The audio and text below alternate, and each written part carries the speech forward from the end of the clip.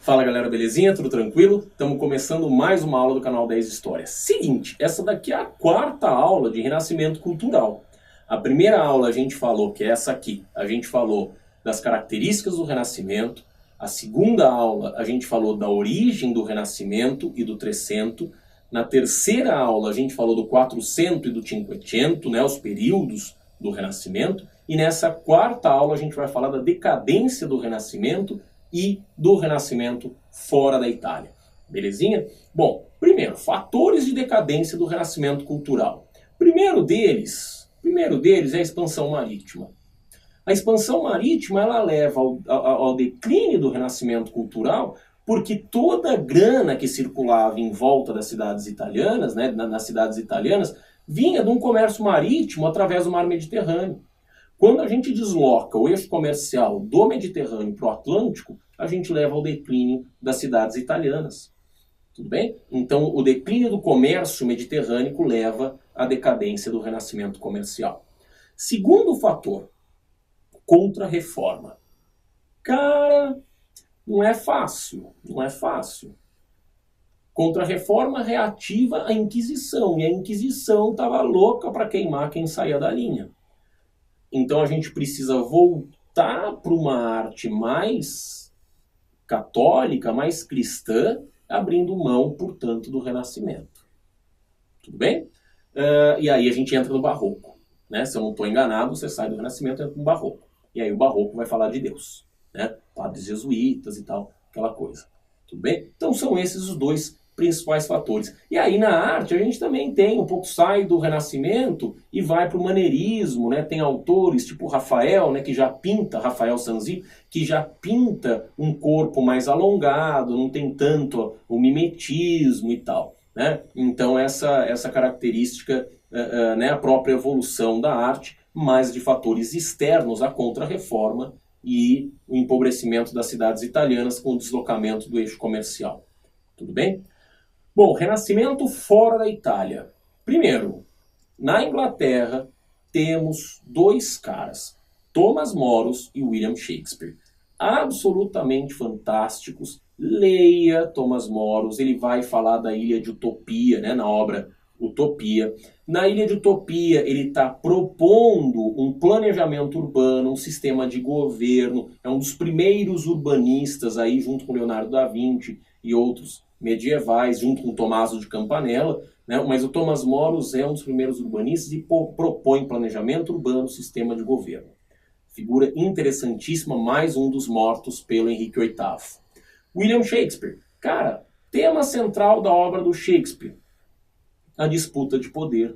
O Shakespeare é um cara traumatizado pela Guerra dos 100 Anos, depois pela Guerra das Duas Rosas e depois pelas guerras, né, pela instabilidade gerada durante o governo do Henrique VIII. Então, ele não aceita disputa pelo poder, ele acha que tem que ter um poder absolutista. Então, todas as obras dele, Romeu e Julieta, Otelo, Hamlet, a tetralogia dos Ricardos, as obras do Shakespeare são marcadas por isso. Sonho de uma Noite de Verão talvez seja o que menos é marcado, porque é uma peça absolutamente viajante, né?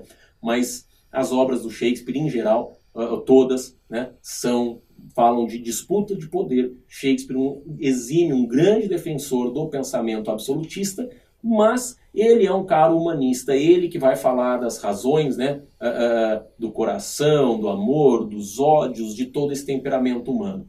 Por que o Shakespeare é atual? Porque o Shakespeare fala do homem. E o homem é atual. A gente tem as nossas vontades, os nossos desejos e tal. Então o Shakespeare teve uma capacidade absolutamente fantástica de descrever isso. Rabelais, na França, Rabelais escreve Gargantua e Pantagruel. Montaigne vai fazer diversos ensaios, né, e esses ensaios ele critica a sociedade francesa. E é interessante que ele vai descrever os índios brasileiros criticando, né, e usando esses índios para criticar a sociedade francesa. Por exemplo, o fato do rei da França ser uma criança. Né? A França tem um rei criança, né, e tem um regente, né, e esse regente, então, está regendo a França. E aí ele vai dizer, pô, mas os índios não entendem como é que o nosso rei é uma criança. Na aldeia deles, né, eles têm um mais velho como como governante, e não a criança. Eles não entendem. Quer dizer, na verdade, quem não entende é o Montaigne. É o Montaigne que está criticando isso, né? Nos ensaios, obra vasta, enorme, mas interessantíssima. Em Portugal, vocês estudam, né, isso com literatura mais a fundo. Então temos o Gil Vicente, com o Alto da Visitação, o Alto dos Reis Magos, o Alto da Barca do Inferno, o Luís Vaz de Camões, falando da literatura, né, o Vicente com teatro, o Camões com literatura. Né. Na literatura do Luís Vaz de Camões a gente destaca, evidentemente, os Lusíadas, que descreve as peripécias, né, dos lusitanos, dos portugueses, em descobrir o Atlântico, o caminho para as Índias e tal. Né? Então, criaturas absolutamente interessantes. Na Espanha, El Greco, né? Acho que é o grande nome da pintura espanhola, até o Goya, do século XIX, mas El Greco pinta, aqui uma obra que eu adoro, né? Vista de Toledo sob a Tempestade, né? Tem também o enterro do Conde de Orgaz. Observa que a vista de Toledo sob a tempestade, tem a tempestade, mas tem o poder do homem, né? A construção do homem, isso é muito interessante. No enterro do Conde de Orgaz, né, a gente tem um homem e a gente tem Deus, os dois estão ali, um em cima do outro. Tem um homem do lado de Deus, dá uma olhada aqui, né? Obra bonitíssima, interessantíssima, né? Tudo bem? Depois, Miguel de Cervantes, com Dom Quixote de La Mancha, absolutamente fantástico, né? O livro que fala... O que é o Cervantes? O que o Cervantes fala? Ele é uma novela de cavalaria que faz piada do mundo medieval. Se você lê o Cervantes com esse olhar, né, ele faz piada no mundo medieval, já reparou isso? Então pega lá o cavaleiro que vai defender a virgem é feia, não é virgem, é pobre, não é princesa, mas ele está lá defendendo, lutando loucamente, né? Pela sua... Me veio o nome Bertoleza agora, mas Bertoleza não é, né? Bertoleza é do Curtiço. Escreve aqui que me esqueci o nome Escreve aqui para mim que eu esqueci. Alguém escreve aqui, por favor, o nome da bela, da donzela defendida pelo Dom Quixote de La Mancha junto com Sancho Panza. Escreve aqui embaixo. Países Baixos, né? O que a gente chama hoje de Holanda e Bélgica. Temos dois caras, o Hubert e o Jan van Eyck, que vão fazer pintura. Na pintura, Van Eyck tem o Casamento dos Arnolfini.